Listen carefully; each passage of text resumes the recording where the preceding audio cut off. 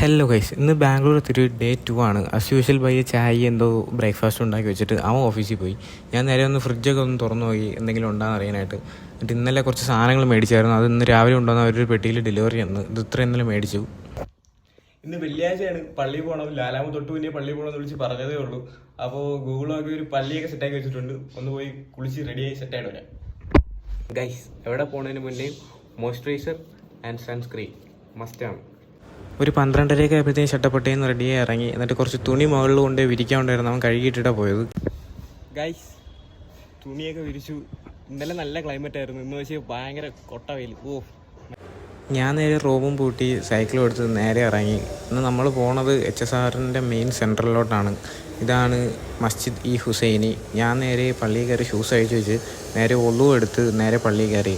ബയ്യാക്ക് എന്തോ മീറ്റിംഗ് ഉണ്ടെന്ന് പറഞ്ഞു. അപ്പോൾ അവിടെ അടുത്തുള്ള പള്ളിയിൽ കയറാന്ന് പറഞ്ഞു. ഞാൻ ഒരു വെറൈറ്റിക്ക് വേണ്ടി ദൂരോട്ട് പോയതാണ്.